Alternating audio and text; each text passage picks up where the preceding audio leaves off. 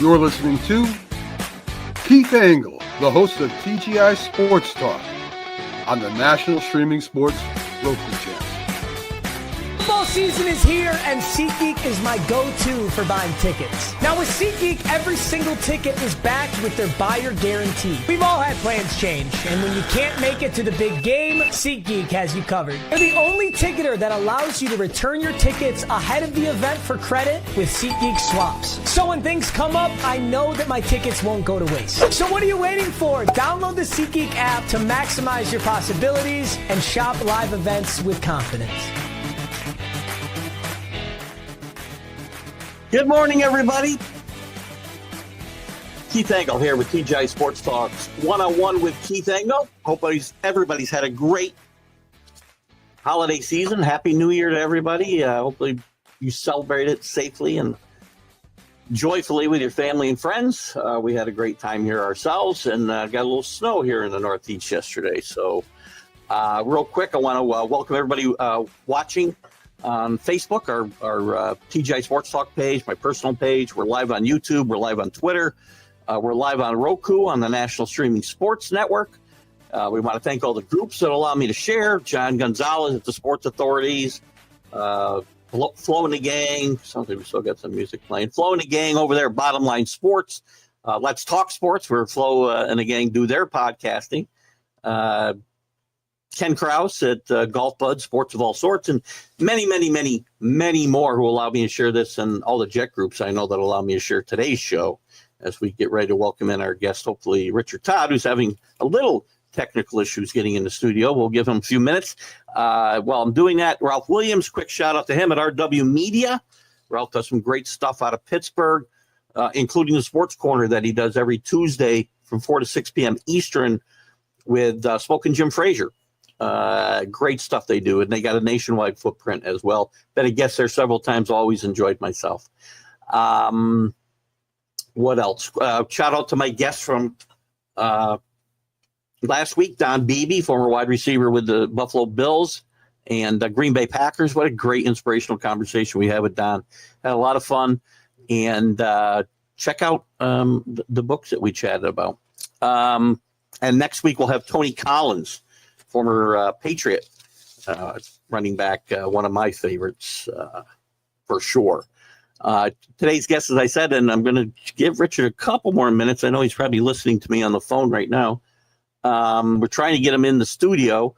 If that fails, I will disconnect my soundboard and try to do this on the phone. Not sure how well the audio will go in that situation because we haven't had that. We may have done it one time. I feel like we might have done it with Louis Tiant like 5 years ago, but we'll see. But Richard Todd will be my guest. Richard, long time NFL quarterback, great player in college with the great Bear Bryant at Alabama. Followed some great quarterbacks there, and both there and in the NFL.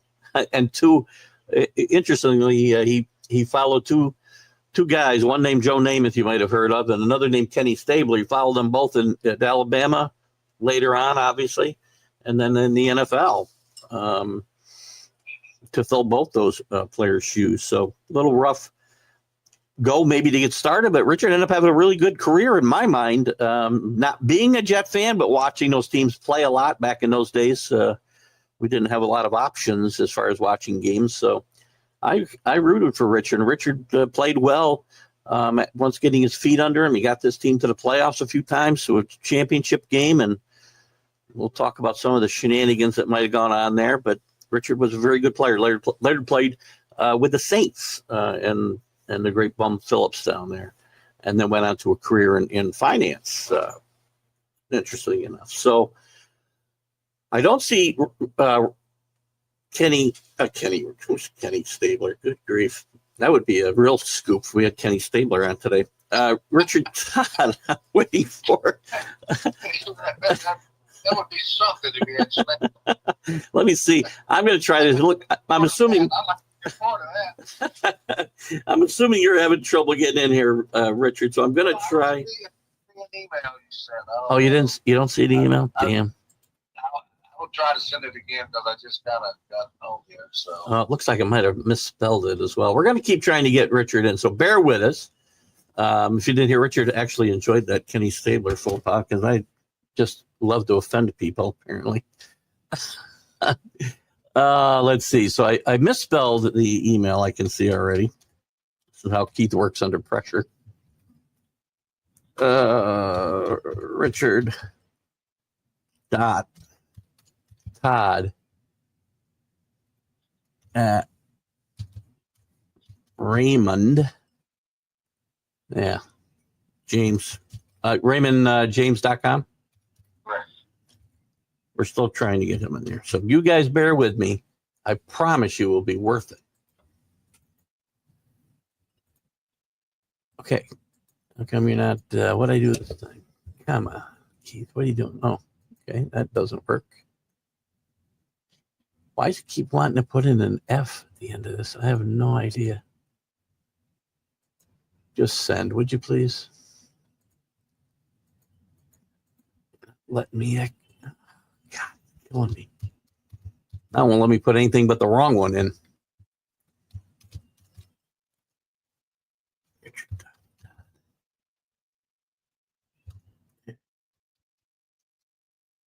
Good live TV, guys. You can't. It doesn't get better than this. I promise you. Could have worked on this yesterday. Yeah, well, that's my fault.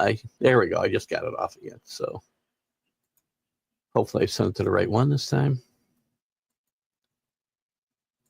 RaymondJames.com. I think it sent it to the wrong one and the right one. So no, it sent it to the wrong one. No, there it goes. Here it says Raymond James. We're working on this, guys. Again, so I'll just go over a couple things about Richard's career while Richard's trying to get in. If it doesn't work, we'll try to. You guys can put some questions up, and I can. We'll have some questions to get started with if you want. You can go from there. Let's see who's with us this morning. Rick's with us. Good morning, Rick Sherlock. Sorry about your Bulldogs yesterday. I told you. AC's with me. He's on my Notre Dame future bet. Good to have you with us. I see a bunch of other people. Of course, a couple of people have jumped off, and I apologize for that. That's my bad. Richard does I can't wait till we get Richard in, because I know he grew up in Alabama, and one of the things I'm going to find out from Richard, if he ever had any thoughts of going anywhere but Alabama before he joined Bryant there. Had a great career, never lost a game in the SEC. All SEC in 1975, I want to say. Won a national championship, which I am confused about. I got to talk to Richard about it. I know they lost to Notre Dame that year in the Sugar Bowl, but there was a time that they named the national championship before the bowl games. So it may have been that situation. Goes from being a wishbone quarterback in the NFL, in college, to the number 6 pick in the draft by the Jets. And that's a task all in itself. And I think some performances in postseason bowl to speak of, one to speak specifically, probably had some effect on that. So, but we'll talk about his adjustment from the South to New York City, replacing Joe Namath. Again, Richard had a really good career. Those were some good Jet teams as they evolved. In the beginning, they weren't. We'll see what his thoughts are on that. And had an interesting coach his first year. So we'll talk about all of that. And we'll see. Richard having any more luck there, Richard? No, I still don't have your message. Interesting. All right, we're going to try something different here. All right, this is not something I normally do, and I need Rick or AC or whoever's still with me live.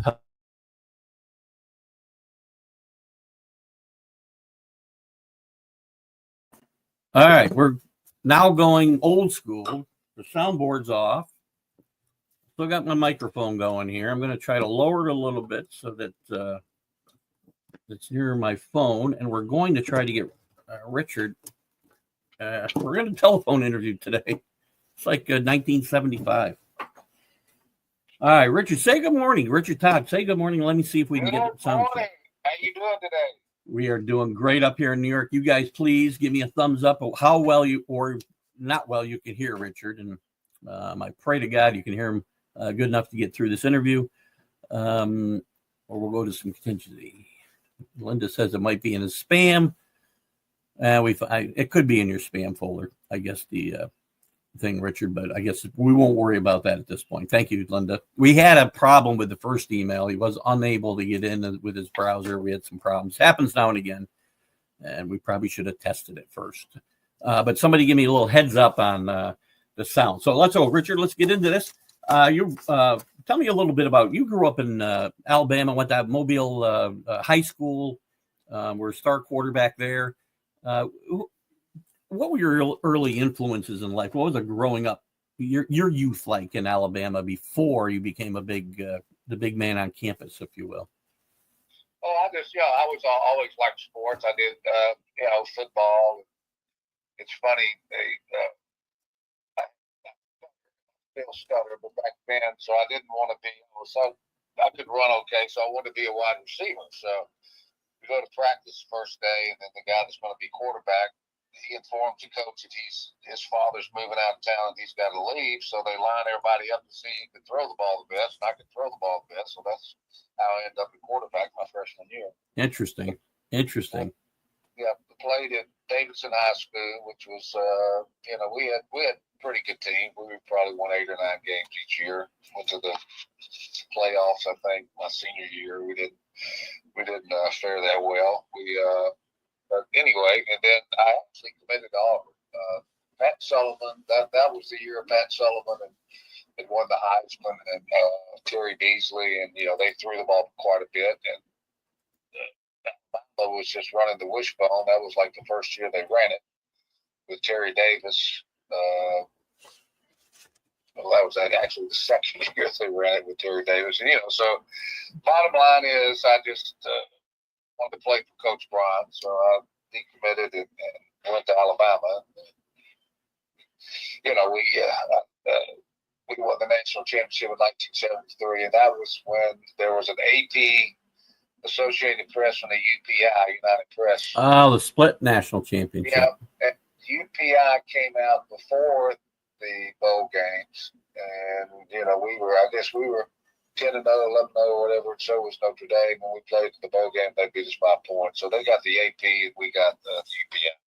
That's the way they did it back then. It's a much better system now, I guess.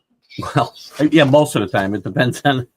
Alabama may not think so this year, but they didn't back it up very good the other day. We'll talk a little bit about that in a second. Talk about your adjustment going to good morning, Danny Fuller. Sorry, we're on just so you guys all know, we've got Richard on the phone, Richard Todd on the phone, former Alabama Jet Saint quarterback, and we're going to talk a little bit about his career, and we're kind of flying by the seat of our pants, and I do understand we can hear okay, so that's a good thing. As you go to Alabama, what's it like getting there and playing for a living legend, basically, in Bear Bryant? And I know that, it wasn't like you had won that. They won the national championship your first year, but they had won some bowl games in a few years. And what was it like going to Alabama again, that playing for such a mythical figure, if you will? Well, you're a freshman and coming up. He's your coach. That's basically. I think the older you get and away from the game, especially since he's passed away, you think about how lucky you were to play for such a guy. He was a great coach, great communicator, scared me to death. Like I said, I used to stutter when he'd come around the huddle and all this stuff. So, but no, it was great playing with Coach Bryant. But, we had lost 6 or 7 bowl games in a row. So he changed. We were going to the Sugar Bowl to play Penn State my senior year, so he changed things around. So we usually went, if we played on Saturday, we'd go down there Thursday and practice, light practice on Friday and play the game on Saturday. So he changed it around since we had lost so many in a row. We went down there a week before. So we go down there a week before. So there's curfew Monday night, Tuesday night. And they called curfew Wednesday night, but we didn't think that they would actually check, but they did. And how the rumor mill goes. We're at breakfast, and Coach Bryant hadn't been at breakfast the whole time there. So that they checked. So anyway, he got up and later on, Mal Moore, who was the athletic director, he became the athletic director, and he's passed away, God bless his soul, but he was my quarterback. So he said there were 22 of us out late for curfew and 11 starters. So we all kind of stuck together anyway. That's one good thing. But he had little sayings. He had little sayings about everybody. And he said, I don't know what I was going to do. But Mal Moore said he had a bus that was coming down to pick all those 22 players up and take them to Tuscaloosa from New Orleans. And they talked him out of it. So he said, what I'm going to do is I'm sending all this, for example, Richard Todd, myself, being from Mobile, he's going to send it to the papers and say what time you were out. They couldn't find you, da-da-da. And he did that to everybody's home paper, the 22 players, and said, so if we lose this game, they won't blame me. So, and thank goodness we won. You got to cover your bases. That's a good job by the coach there. What would you consider your personal signature moment at Alabama? Well, I don't know. I think the senior year we started off. We played Missouri, and they came. We played Missouri on national TV. There weren't that many games, like you say back then, on TV like there are now. Right. They had a running back, Tony Galbraith, and people remember him. He's a great running back. And they ran all over us. They came up there with a 9-man line or 8-man line, and we couldn't figure it out who to block, and they beat us 20-7. It was embarrassing. And then we came back, and we just whipped everybody else we played. I think that was and my senior year, I mean, at Alabama, we played like 3 quarterbacks a game. Right. And when I was a sophomore, I was a backup, and I played as much as a starter did. So we played a lot of quarterbacks, played a lot of people. But I guess my senior year, I played the whole Tennessee game, I played the whole Auburn game, and I played the whole bowl game. And I would say that was just to win a bowl game and to beat Auburn 30-0 like we did, and we beat UT, who had a really good team that year. So we finally won a bowl game. So that I guess my senior year, I think we all kind of learned from that first game. It was like when you're at Alabama, you don't lose very much, so it's like it was just horrible. It was like somebody had died when you lost that first game. It was like that whole season going on, and we already lost. It's kind of a bad situation. I was going to say, I mean, playing in Alabama, especially that time frame, and even now, after the Saban, during and after the Saban era, it had to be a lot of pressure week after week. Did the players feel that type of pressure, or was it more of the fans? And I mean, were you able to put that aside? Yeah, I think it's just more the fans and stuff. And there's nobody. Usually, most athletes are more critical of themselves than anybody. So, there's a lot of soul searching doing on my part for that game, and I'm sure a lot of soul searching for a lot of the players on the team. So we just moved together and got better. You can't worry about the fans. I mean, especially a quarterback. If you win, they love you. If you lose, it's your fault. So you know how that goes. Yeah. Well, you didn't have. I'm sure the local media. I'm sure the local media was really abundant, but you didn't have the national news on daily. You didn't have Paul Feinbaum every day at 3:00, either ripping you or praising you. So it had to be a little different then. Yeah. Well, Paul likes to stir it up no matter what. He does. Have you been on with Paul at all? Do you know Paul? Yeah, I've met him. I think I've been on there one time. Yeah. He's kind of an avenue, and I'm 71 and still working, so I don't try to listen to a show when I can, but there's a country music station I like a lot better. I can understand that. I like country myself. You talked about Bear Bryant and being scared to death of Bear Bryant. Did that change? Did you have a relationship with Coach Bryant there then or later? Oh yeah, he's really interesting. With myself and Marty Lyons, we're on the team with the Jets. Marty's 4 years younger than me, so we were on the team for 4 or 5 years together. And Coach Bryant. It was always kind of neat because they had a Hall of Fame or something, and Keith came up to it every year, and he invited us up, and he would and he would call us direct. Well, there weren't cell phones back then. He'd call like the Jets training camp, and he'd go, let me talk to Marty or Richard, and then he'd talk to and invite us, and then he'd invite Marty or invite me first. Well, it was, I guess whoever got to the phone first, but we always liked that. So we'd go and we'd talk to Coach Bryant. It was fun. Coach Moore, I really developed a great relationship with him. I miss him a lot. He became the athletic director down there. My son played golf. My son was on the golf team down there, and he's the head coach of Kentucky right now. This is his second year on the job as a head coach of University of Kentucky. And we used to go. Mal would come out and go to the golf tournaments. We always had one in Tuscaloosa. He'd come, we'd talk. But I had a great relationship with Mal. That's cool. And it's funny because it took forever. It seemed. I mean, there was a decent one stretch with Gene Stallings, but it took forever. It seemed to replace Coach Bryant, and I guess you can never replace Coach Bryant, but like 10 years, yeah, I know. Like 20 years, really, when you think about it.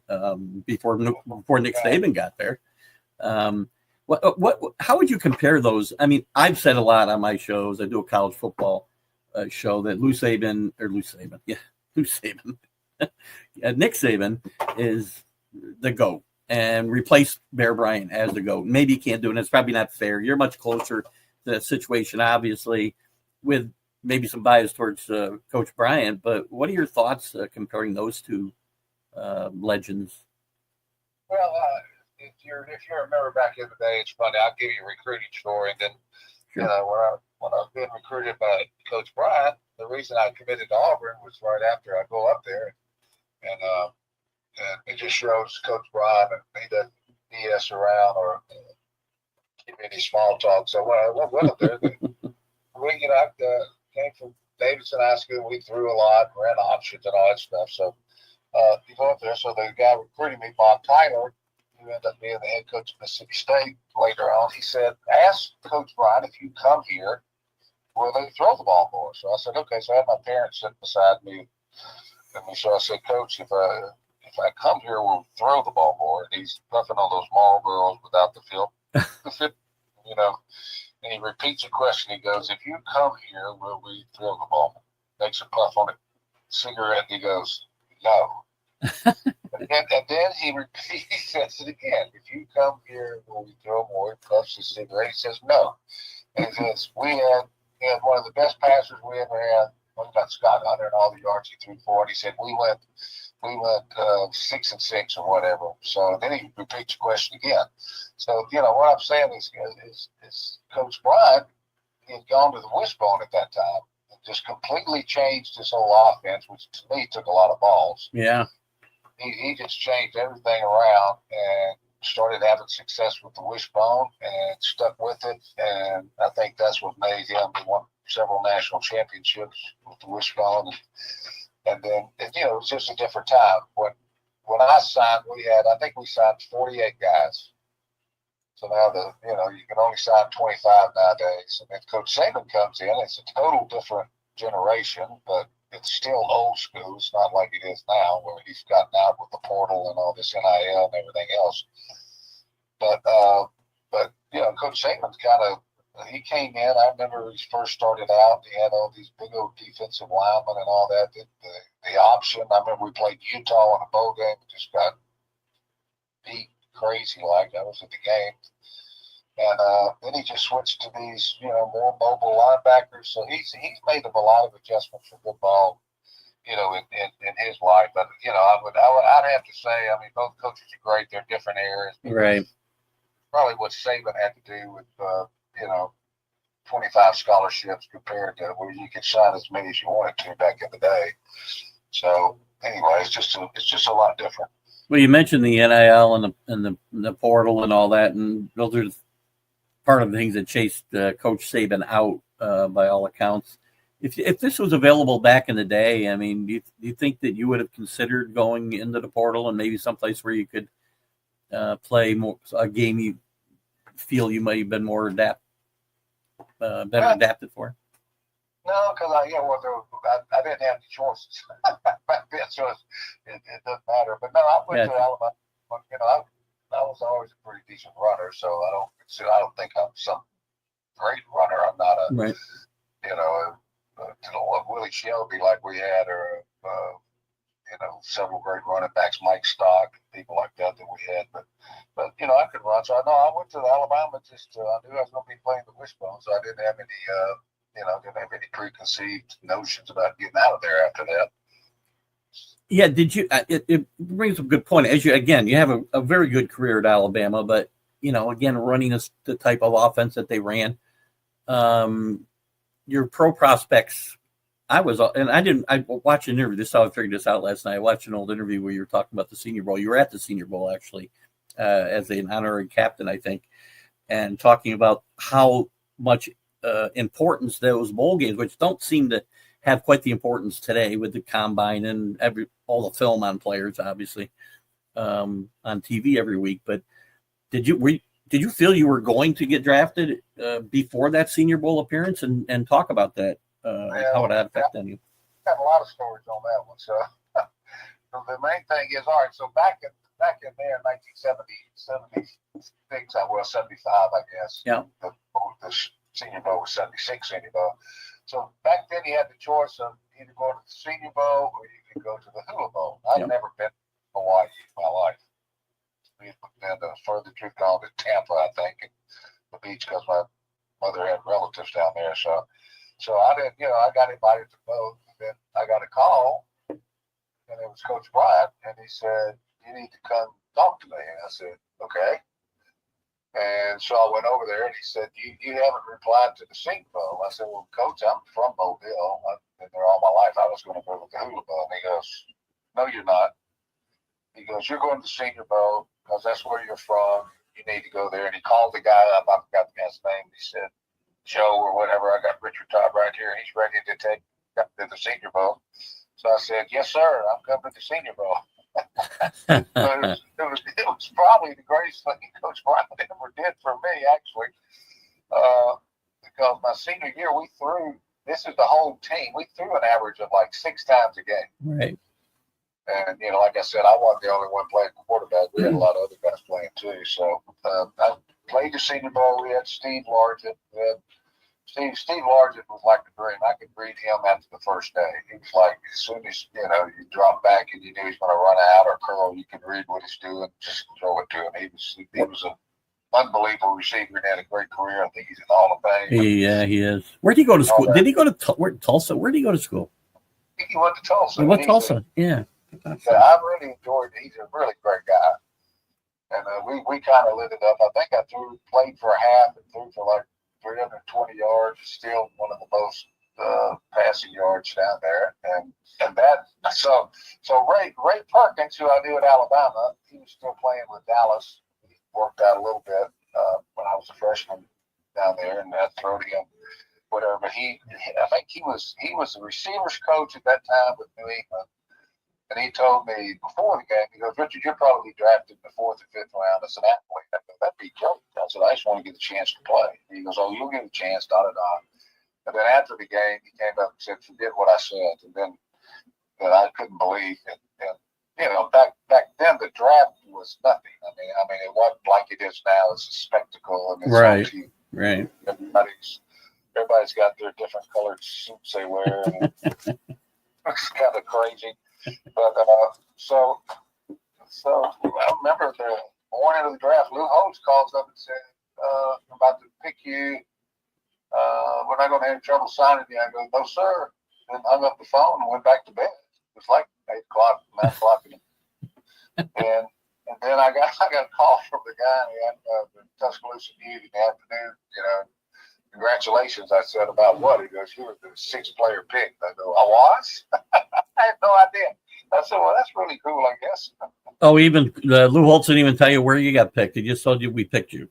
No, well, I knew that they picked kind of early, but I didn't follow. I was like, knew who picked first and who picked third. And who picked sixth. I had no idea. So I was just hoping to get drafted. So when you get to New York, I mean, you didn't know you knew they were picking high. Did you know that it was kind of as big a mess as it was when it got there? And by the way, I go to the NFL. I don't mean this as a slight on Lou Holtz because he's a great college football coach, but that year was kind of a nightmare for the Jets, and I know Jet fans don't remember it that well. What was it like? It was awful. I got a lot of stories about that, but so you get drafted by the Jets and you go up there. And the reason I got drafted, I think, a lot with the Jets was because Joe Namath and I, we met. He'd come in the summers of my sophomore year. We started working out together, and I developed a friendship with him then. And I'd run routes for him, and we'd go to lunch every now and then. He was a big golfer. I wasn't, so he'd play golf. But we met, sophomore season, junior season, and before the season, the senior season, we worked out the summers all the time. He told him, he goes, go, watch this Todd kid because he can throw. They just don't throw it that way. So he definitely helped with that. But Lou, it's funny. There's this guy that I worked at Bear Stearns for 25 years before the financial meltdown, and we hired this guy, Wes Pritchett, and he's still a very good friend of mine. In fact, this kid, Marshall Pritchett, just signed with Alabama. He's a tight end. He's 6'6". He's going to be, I think, a heck of a player. But he went to Notre Dame, and he was actually recruited by Mal Moore. He was working at Notre Dame at that time, and he thinks that Lou Holtz is the greatest coach that ever lived. And I said, I don't think this against Lou. I think he's a great college coach. You can't dispute that, but I think in pros he just wasn't happy. I don't think he had kind of an offense for me and an offense for Joe, and that didn't work out. That wasn't very, very smart anyway. But the funny thing is, so right for the last game of the year, Lou comes in. We play Sunday. He comes in, so we got one more game. We're playing Cincinnati. He comes in Monday and resigns. Yeah. Right? So Tuesday, we come in, and all the owners there, and Lou's there, and he says, we're getting this thing straightened out, da-da-da-da-da. It's funny because I'm a rookie, so I'm sitting in the front seat, and when he said that he's going to resign, actually, like, the linemen and some of the old vets stood up and started clapping and said, you're doing the right thing. Holy cow. We're going to stay. I'm going to stay and get it done. These guys are actually moaning. You can hear them go, oh, no. Then he comes in and resigns on a Wednesday, and they actually show the plane taking off. Actually show the plane taking off and lose in the plane. So that was kind of strange. I guess that might answer my next question. I mean, did Lou have the respect of the players given the situation and his background? I don't know. I think he was a coach and people respected him. But what Lou didn't like is it's not a college atmosphere. Yeah. And you'd go, we'd be flying and we'd leave a game. We'd play leave Cincinnati, and there's my dog's making noise. Now if y'all hear something, that's okay. You're good. But so he just didn't like, you board the plane after the game, and there's big old trash cans full of iced down beer, and people grabbing the beer, and it just wasn't. And people smoking in the locker room, smoking cigarettes. It just wasn't his atmosphere, and he's a very successful college coach. Oh. He's done well. So yeah, he left to go to Arkansas. I think he did really well there, and eventually end up at Notre Dame and won a national championship. So he did all right for himself after that, for sure. Yep, and my buddy Wes Pritchett was the captain of that team. He thinks he's the greatest coach he ever saw. Yeah, we had a little difference of opinion, but you can't. I mean, Lou is, and I kid everybody because Lou's the one that drafted me number one. So I always say, I got Lou Holtz out of football when he drafted me number one. We talked about Lou. You talked about Joe a little bit too. Your previous relationship with Joe, did it make it easier coming in there you're going to be the guy, replacing New York legend? Did it make it easier, or were the fans hard on you in that regard? Well, the first game of the year we lost. Joe threw 2 interceptions, and the fans are booing Joe. Well, there you go. I'm going like, they can't boo Joe Namath. What is it? but no, they, in New York, when you're winning, everything's great. When you're losing, it's probably the worst. I guess New York and Philly, probably some of the fans. But the fans are very passionate. They want to win, and we had those good years. They were good. We had good. With the Sack Exchange and Wesley Walker and Bruce Harper, who I still talk to Wes too. And our offensive line, Marvin Powell and Chris Ward, Dan Alexander, Joe Fields. We had some Jerome Barkham at tight end, Lamb Jones, God bless his soul. He's passed away a couple of years ago. I didn't even know that. Yeah. But we had some really talented teams, and I play in the championship game, the field, I'm not blaming that how we lost, but it definitely didn't help us. I mean, it was the mud bowl. I couldn't even grip the ball. That's when I found out that I think the NFL uses 23 or 26 footballs, because I asked the refs, like in the second quarter, I go, I can't even grip these balls. And they go, well, we've used every one of them. Sorry. Oh, boy. There's nothing but mud. It wasn't, I threw 5 interceptions. If they could have caught the ball, they could have had 10. David Woodley threw 3. If we could have caught the ball, we could have had 6. They weren't throwing it all over the place like we were. But you made AJ Dewey's career that day, I think, right? Yeah, he played at LSU, and his name was AJ Dewey, and then after that, he became AJ Dewey. So he got a little French. a little French after that game. Do we think Shula was playing games that day? Wesley had Wesley Walker on a couple of weeks ago. You mentioned Wesley, and he's certain, that Shula deliberately made the field that way because you guys had a lot more speed. Well, after that, there was so much stuff brought about it. It was actually the league that was supposed to take care of that, and they did. All they had to do was turn the pumps on. They had pumps, so they could have turned the pumps on. I think it'd still be wet, muddy, but not like it was. I mean, it was like a cesspool. It was horrible. Did you feel like you'd be back? That's this is not a good loss, obviously, never a good loss. Do you feel like you would have been back? And do you think you would have beaten the Redskins in that Super Bowl? I don't know. The Redskins are really good. But we kind of matched up with them very well with our defensive line and Sack Exchange, and those guys could handle the run. So it would have been interesting to have played that game, to say the least, but we didn't get a chance to. No, I hadn't thought about that much. Wish we'd have gotten there. But you got to give him. One of my best friends, and still is in my life, was a guy named Bob Baumhauer. He's part of the Killer Bees. Yeah. He played. He's a year younger than me, and I was in his wedding. He was in mine. We still talk 2 or 3 times a week. And he's just a dear friend. But they beat us 3 times that year, so you can't sit there. But I think we would have had a much better chance if we had to drive. We had more speed than they did, and they do that. Yeah. And the team after that, the took kind of a downturn success-wise in New York. Walt Michaels was a coach that built this team up to be what it was. I mean, what are your thoughts on Coach Michaels and why wasn't the success sustained, do you think, in New York at that point in time? I don't he said something on the plane, and I don't know what it was coming back from Miami after that game, and he ended up getting canned. So I don't know. Walt, I liked Walt a lot.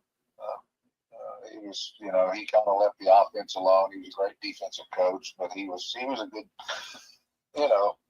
you could relay to him. I just think there might have been some people after him. Yeah.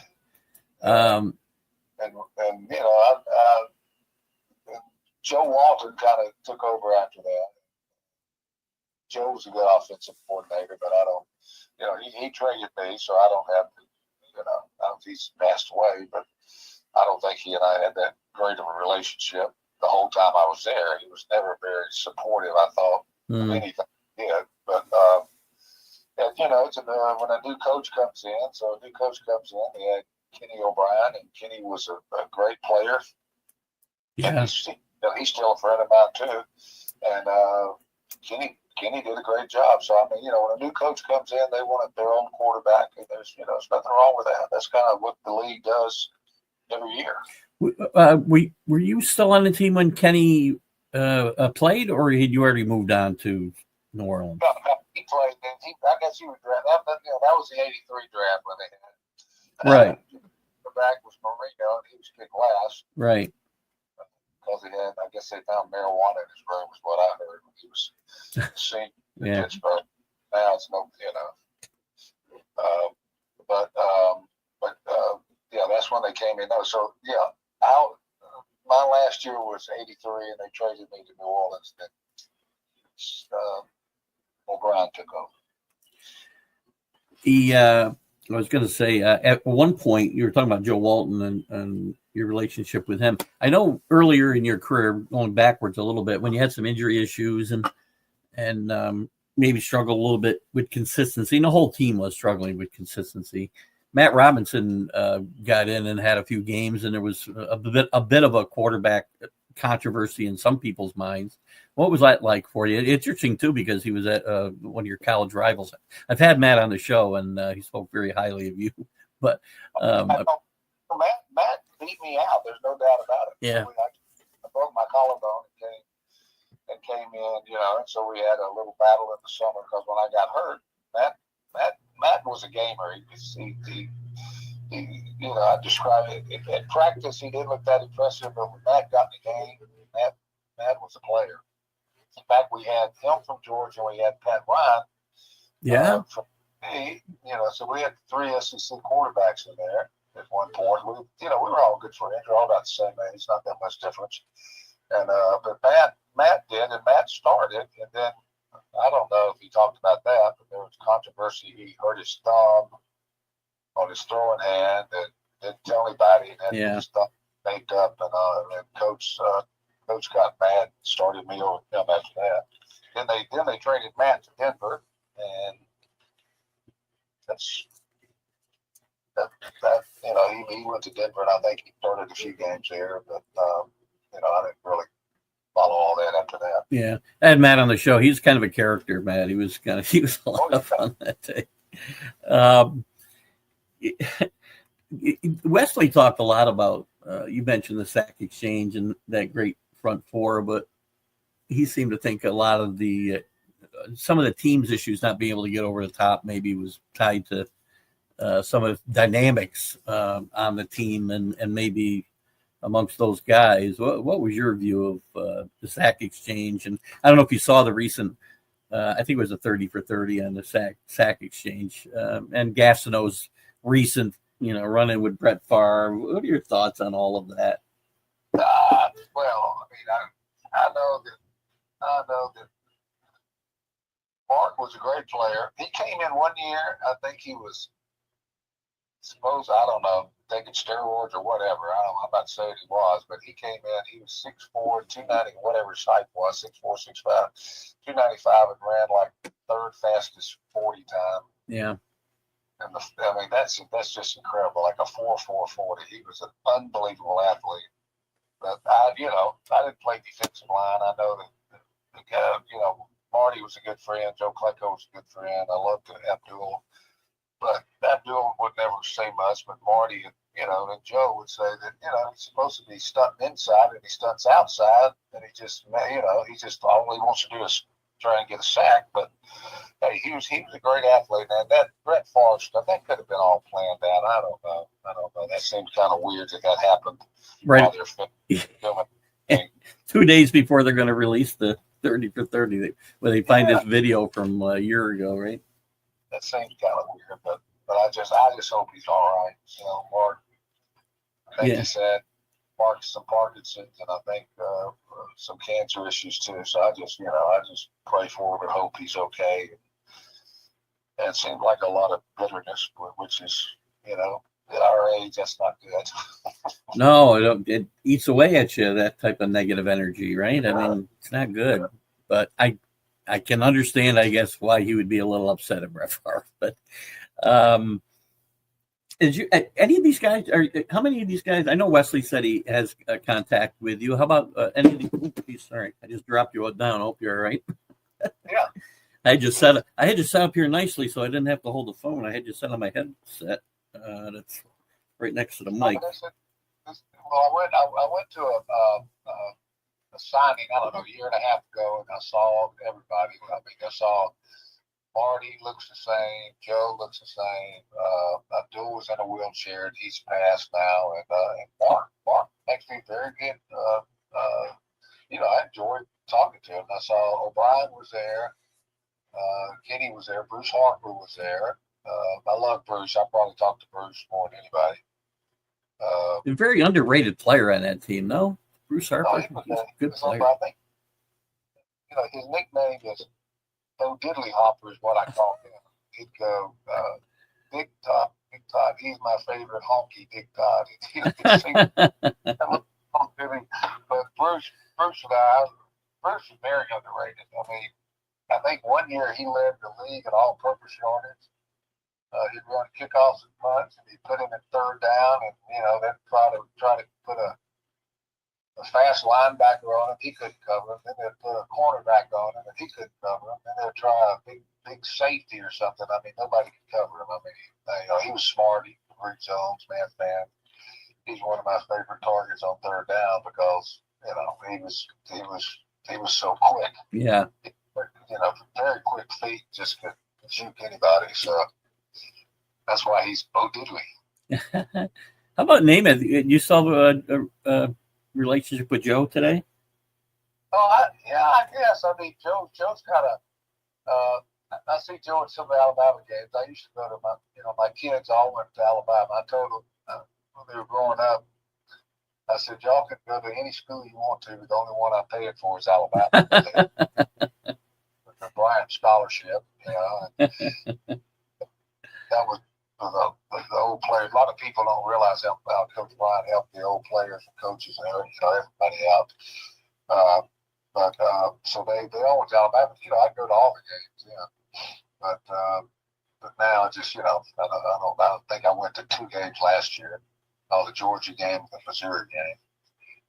But I just don't go like I used to. But Joe, I used to see Joe at the games, and they'll fly him in, and 2 or 3 times a year. He's still one of the all-time favorites for Alabama players because he's such a figure, such an icon. Yeah, for sure. He's I'm 71. He's 11 years older than me, so I guess he's getting close to 81, 82. I mean, getting close to 82. No, I like Joe. Joe was always nice to me, and believe me, there were some people. I mean, if Joe liked you, you knew it, and if he didn't like you, you knew it too. That's interesting. I don't think I've ever heard that said. That's interesting. Yeah. So Joe was a great guy. I still look up to him. In 1969, he was my hero, man. I was in the 8th grade. Joe was the greatest thing that ever was. Still is. I've reached an age where I watch TV channels where he's pitching me insurance every time there's a commercial on there. So. Oh, it's that or Medicaid. Yeah, maybe that's what it is. Maybe it's Medicaid. Right. So I guess that's when we know we were starting to get old, right? When we're seeing that stuff. It's funny because we talked about you replacing Namath, who was a legend in New York and a legend at Alabama. And at the end of your career, when you go to New Orleans, you replace another Alabama great and NFL great, another Hall of Famer. And Kenny finally made the Hall of Fame. Kenny Stabler in New Orleans and played for the interesting Bum Phillips. What was that time like for you in New Orleans? Well, it was totally different than New York.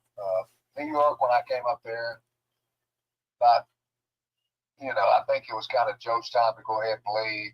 And I think the team that we didn't have a very good team. Our team we had the youngest team in pro football for 5 years. Our team was very young. We weren't very good at all. So Joe kind of kind of, it's time for Joe to leave is what it sounded like to me in New York players. Now, going to New Orleans was completely opposite. I mean, people loved Kenny Stabler. They didn't care if I came or not. And the team was like that. The team, we started off, and I beat them out. They played me, and then the season didn't go along as we liked. And it was tougher on me being in New Orleans. Yeah. Trying to replace Kenny Stabler, but I enjoyed my time there. I mean, Bob Phillips was a great coach, and I liked him. I think he relied more on the running game. They had decent receivers, nothing like the Jets had with Wesley and Jerome. We really had some great receivers. They relied more on the running game, so it was more of a run pound kind of thing. So Well, that's what he liked his veterans too. You might have been the youngest guy in that team. I know we had George Rogers and we had Earl Campbell, Yeah. our running backs. And Earl used to come in. He'd tell the rookies, he goes, when I was in the Vietnam War, and they would just look at him and believe. And then he said, he spoke about how tough it was, the Vietnam War, and I'm going like, oh my gosh, they'd believe that. That's crap. He was the only 12-year-old in Vietnam, apparently, right? Yeah. When Vietnam was, it was funny. That is funny. Your career, I think you spent 2 years in New Orleans. Your career comes to an end. Were you ready to stop playing at that point and move on? Yeah, I was. It was funny because so I decided to go to work at Bear Stearns. I majored in PE at Alabama. I always wanted to coach, and then after I guess all those years, I was kind of just do something different than football. And you had a little money back then, and so you play in the stock market, talk to some brokers back then. And anyway, so I wanted to go in that direction. So my agent at that time, Gary Bouchard, he set me up with to meet with Jeffries, Bear Stearns, a couple other brokerage firms, and I like the Bear Stearns. I like Bear Stearns a lot. They were a great firm. Surprised, if the Feds would have just opened the window, everybody was fine for a couple of years, but they didn't. I don't know why they didn't. But Bear Stearns is a great firm. So I got a funny story of that. So, 30 years old, and we're on strike, I guess, and I'm thinking to myself, well, my career's about over. I'm not going to be doing this much longer. So I was talking to my agent, so he set me up. So I went to Bear Stearns, and we've been off for a couple of weeks. I was, I'd always kind of look at the Wall Street a little bit and read that, the Journal, but I got a couple of business books, and I'm trying to read that stuff. And I'm nervous as I can be, and I stutter anyway.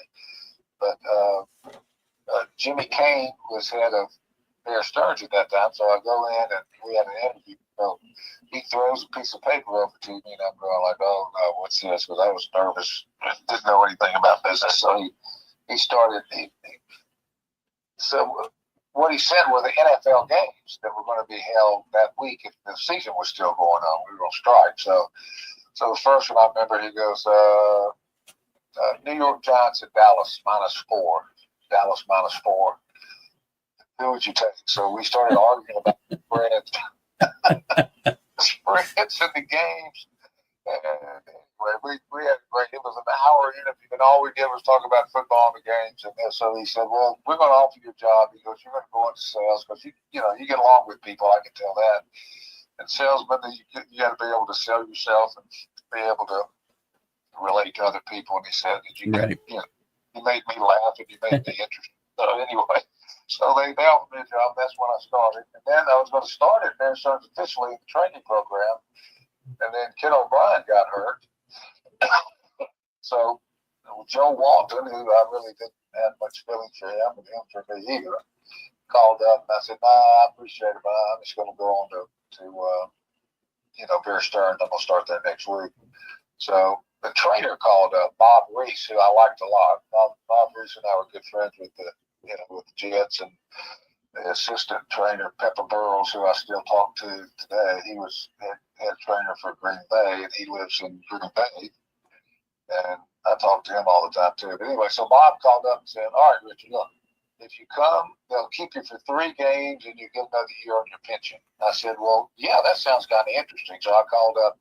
In fact, there was Herman Sandler who was hiring me with the FSG group, and I don't know if you remember Herman Sandler and Tom O'Neill. They started the firm Sandler and O'Neill. And Herman was one of the first bodies they found in 9/11. Oh, geez. Yeah, no, I knew a lot of those guys. That's All sad. those guys went over there. Yeah, that was really sad. But anyway, so Herman said, "Yeah, go on for 3 weeks and get another year on your pension. It's come back in the middle of the training program. You'll go through the other half. So that's what I did. So I got another year on my pension like that anyway." Well, that works out. Yeah. As you look back at your career, I mean, most guys have an interesting answer. They're satisfied. Are you satisfied? Do you think there could have been more? You're never satisfied, but you're fans, and then this is the way of America. You're never looked at as a good quarterback unless you win a Super Bowl. So I mean, how many? There's a lot of really good quarterbacks that never made it to the Super Bowl and didn't win a Super Bowl. But right. That's how you're judged. That's America. That's fine. But no, I thoroughly enjoyed playing pro football. Like I said, I fooled them a long time.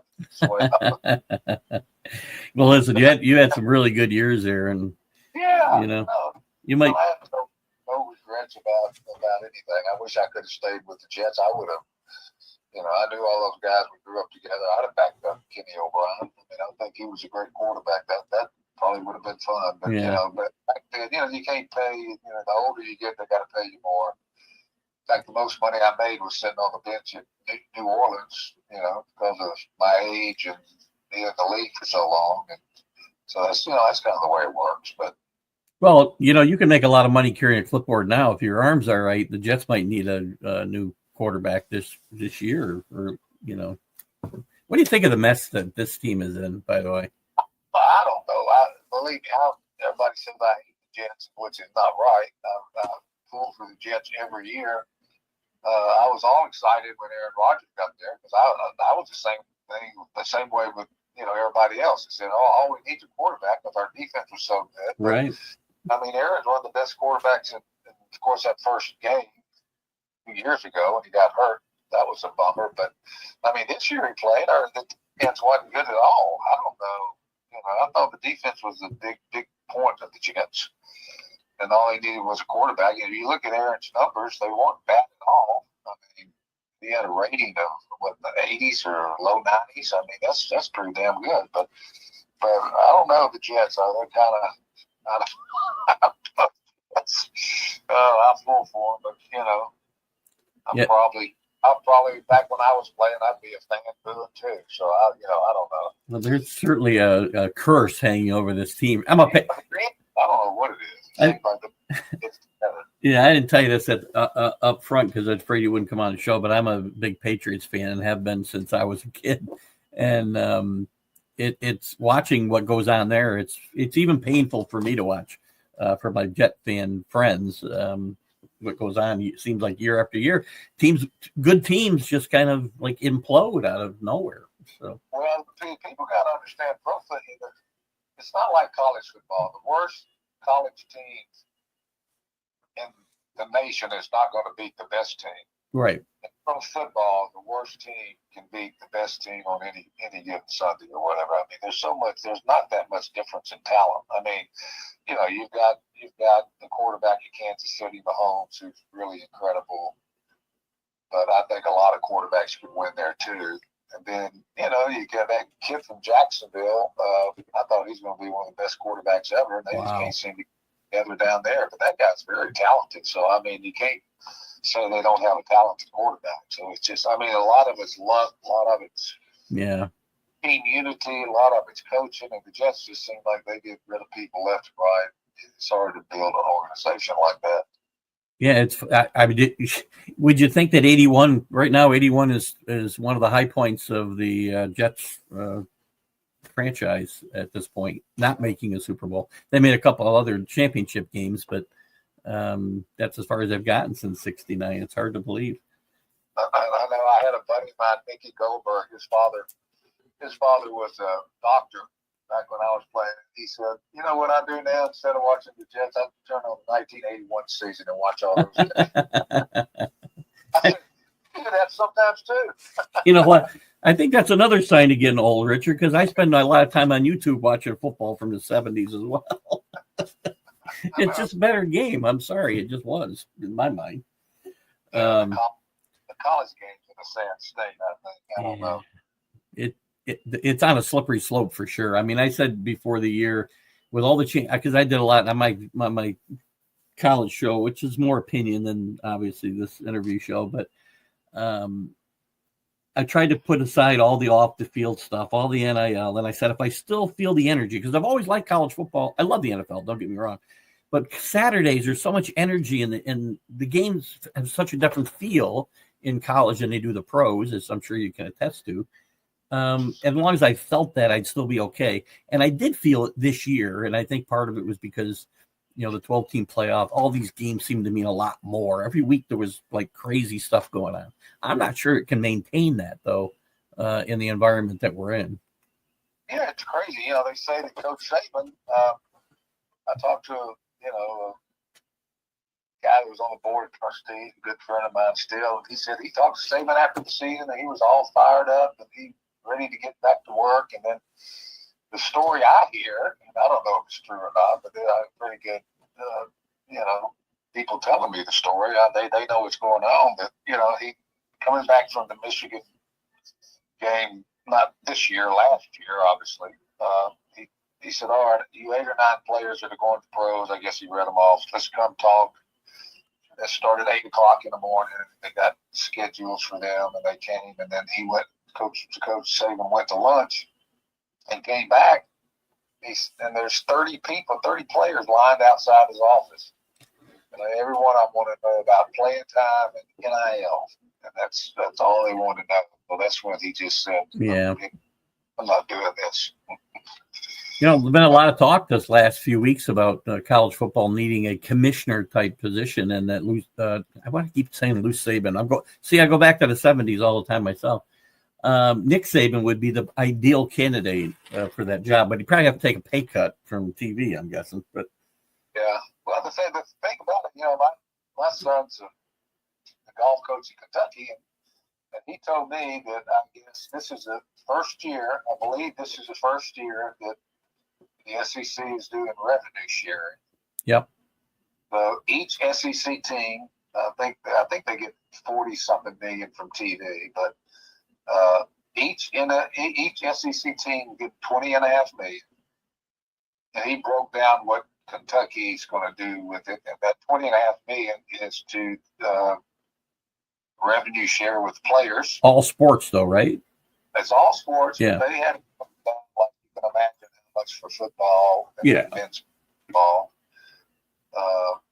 And then after, I don't want to tell what he said, but it's, majority's going to football, and the rest, a lot of what's left going to men's basketball, and then a small percentage is going to women's basketball, and then what's left is going to all the other sports. So, they're just taking care of the revenue. That's the ones they make money off of. Yeah.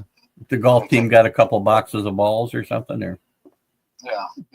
I mean, you got somebody, my son with the golf team, there's not much, NIL going on. Yeah, right.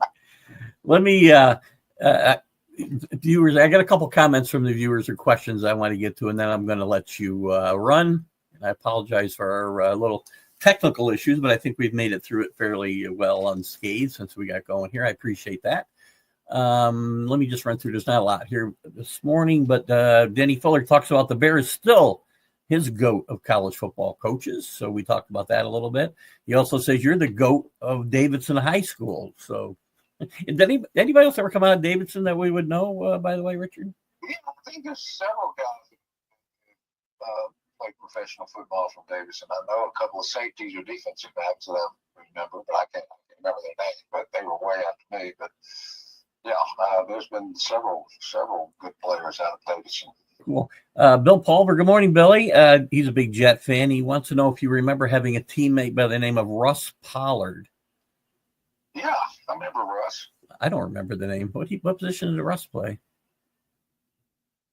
You remember? No. We remember him. Maybe Billy can help us out. That's interesting. Dandy says, "What?" And I guess you saw this up. Well, maybe you didn't because you were playing in Shea.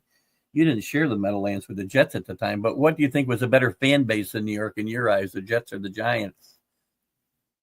It seemed like to me the Yankees fans were always fans, and the Mets fans were always Jet fans. It seemed like to me that's the way it was broken down. But I don't. You know, they're both very, very, very passionate fan bases. All good. You know, we talked about your early career, and we didn't talk about Shea Stadium. Playing Shea Stadium was not the easiest place to play football either, right?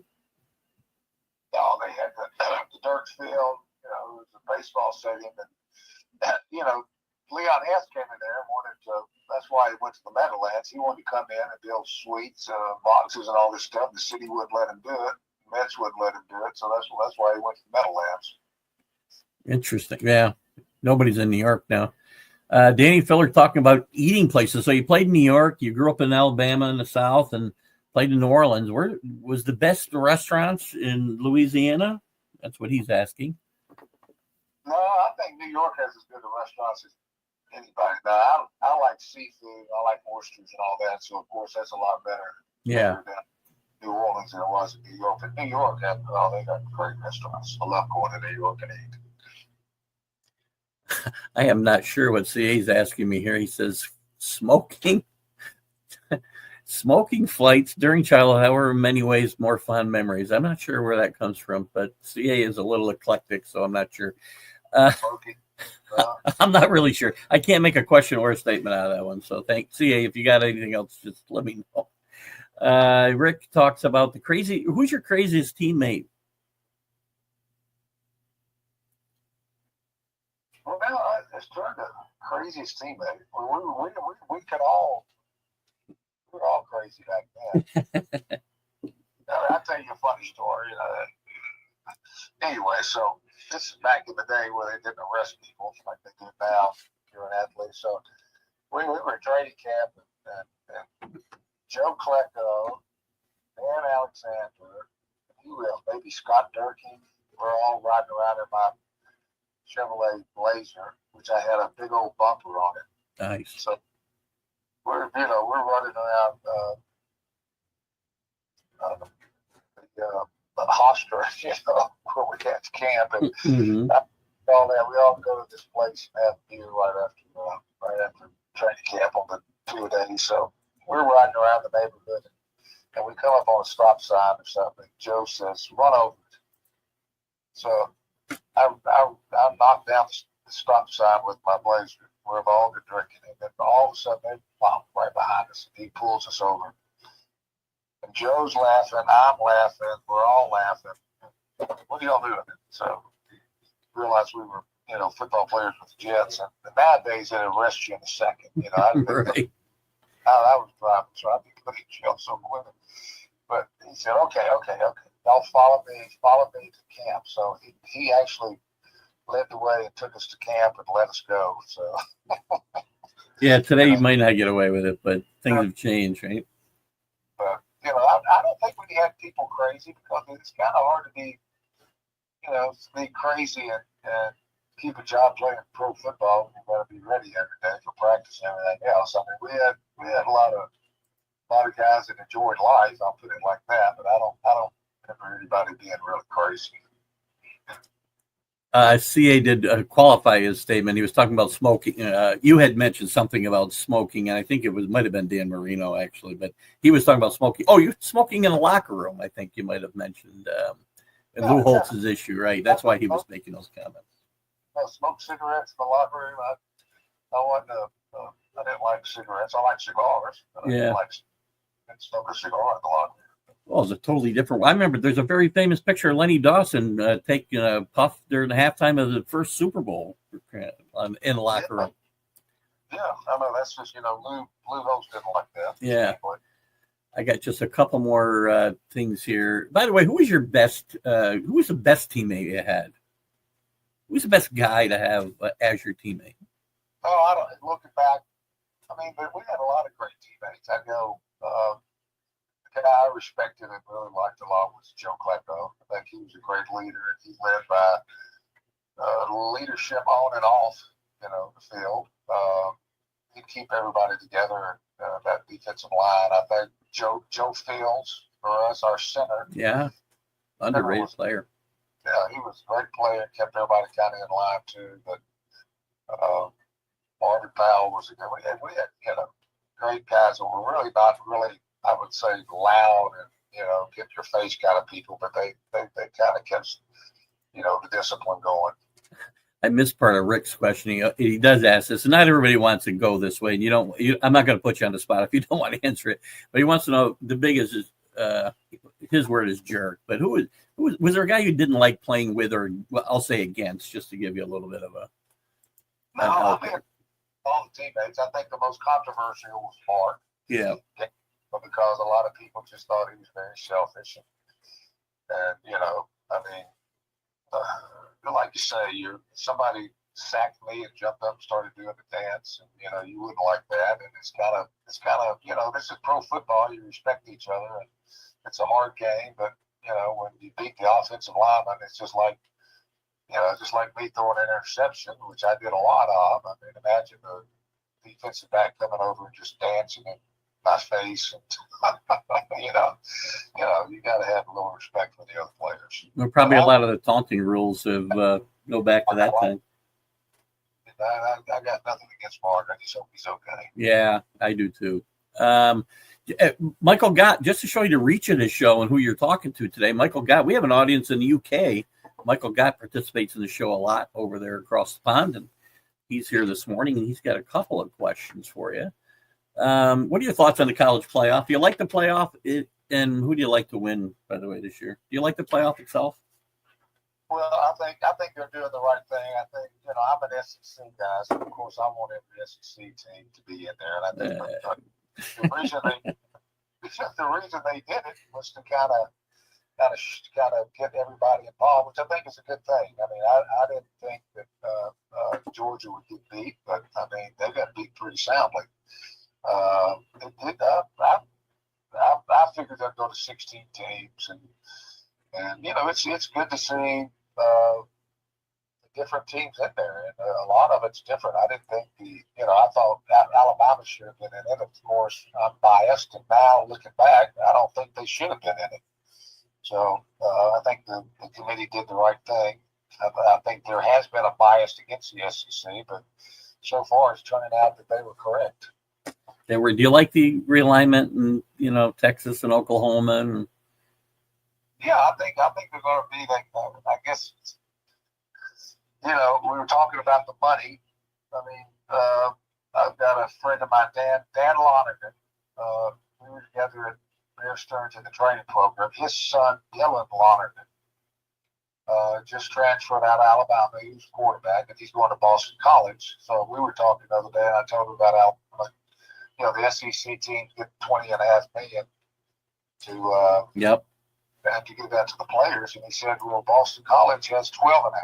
So that conference, each team get $12.5 million. So it just shows how much money is in there, and I think these super conferences get more money. The SEC and Big Ten probably get about the same, but do I like the state of college football? No, not really. Yeah. I don't think there's loyalty at all involved anymore. I think it's all money. I'm 71 years old. I'm old school, so I went to Alabama to play football, not to make money. But if I was 21 years old nowadays, or 20, I'd probably be loving it. Yeah, I mean the money's getting crazy. $10 million, $8 million over 2 years. I mean, there's rumors out there that Cam Ewers has been offered $6 million to transfer, which would be a huge tampering issue since he's not in the portal. But and you've got the college. The University of Alabama has a general manager who paid $800,000 a year to him. Yeah.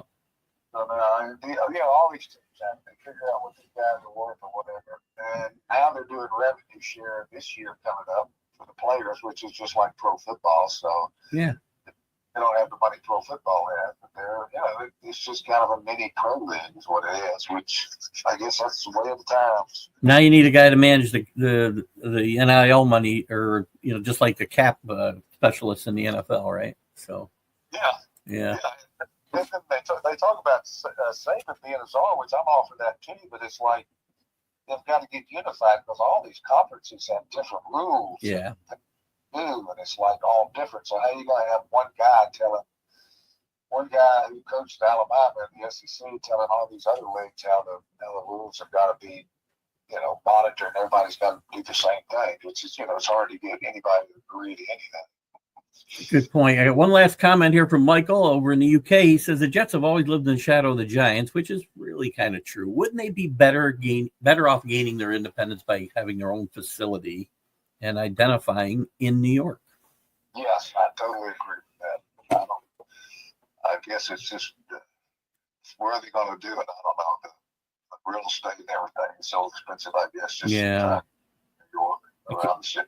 I can't imagine what it would cost to build one of these new type stadiums in the heart of New York City today. It would be astronomical. And back in the day, I loved playing in the Shane because it was different. We were kind of used to it. You get in there in late October, early November, and that wind's whipping, and it's so cold. Yeah. It's tough on the teams that were coming in. I'm going to ask this question. So I hate dome stadiums because I think playing outdoors is part of football because I'm old school as well. And I think you lose a home field advantage if you're a northern city, like Detroit, for instance, is going to have some home field, but they're not going to play in bad weather. Everybody's going to play in a dome. Do you like the games inside? Well, it depends on the weather. Well, yeah, that's my point. I would love to play Miami in the dome for the AFC Championship game, but they just let that go. That was the biggest lake you ever played in. But no, I don't know. The coldest I have ever gotten playing football, and I was shivering in the huddle, was we played at Philadelphia. It wasn't even snowing. It was a light rain. It was like 34 degrees, and the wind was whipping, and you were wet, and it was cold. And I played in snow, and I played under 20 degrees, and there's snow, that wasn't as bad as that. So I mean, there's only been really one game that I couldn't really stand to play in, but most of them, I totally agree. I like playing the show at Shea in November and December. Well, that's not so bad. Listen, Richard, unless I missed it, I can't find a book. You're like the only guy I bring on doesn't have a book to plug. Is there a book that you've written? Are you going to write? No, I'm not going to write. You're not going to write a book? I'm not going to write a book, no. I mean, Don Beebe's got a movie going to come out, for crying out loud. You got to have something going on. No, I don't know.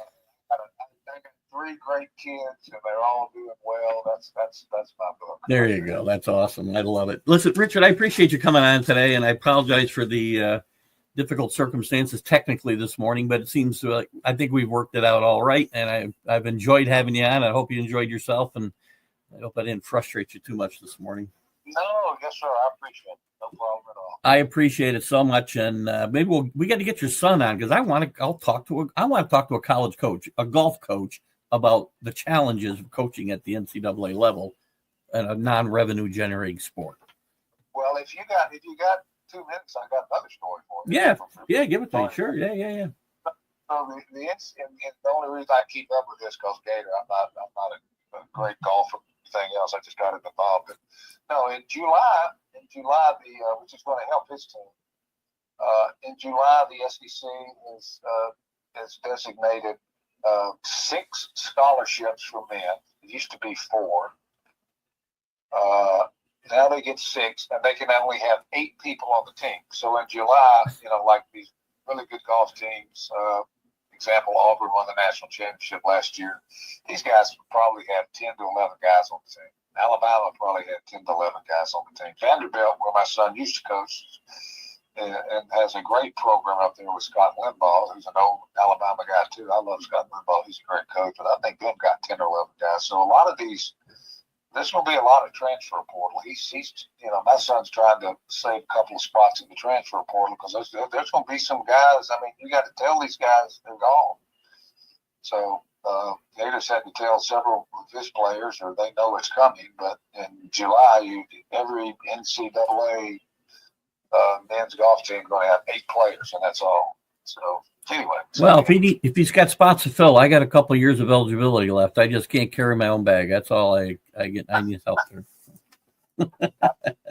Not to be offensive, but I think he has better options. Oh, geez. Thank you, Richard. Just burst my bubble on a Friday morning. Jeez.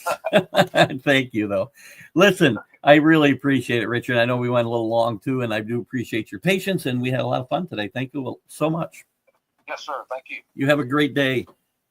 Okay, bye-bye. Bye-bye. Guys, Richard Todd, former Alabama great, Jet. Hey, look, he had some great seasons. I know Jet fans. It's funny. I was interested to hear Richard say people think he hates the Jets. I've heard a lot of people talk very highly of Richard Todd. Real fans, I think, understand the situation with the Jets early in his career, and then look at you had a couple of great seasons. You haven't had that many great seasons. In 81, 82, you had some great seasons. So enjoy what you had. And I do appreciate Richard coming on. I apologize, guys, for the technical difficulties. Sometimes it happens. Richard was getting all kinds of crazy messages from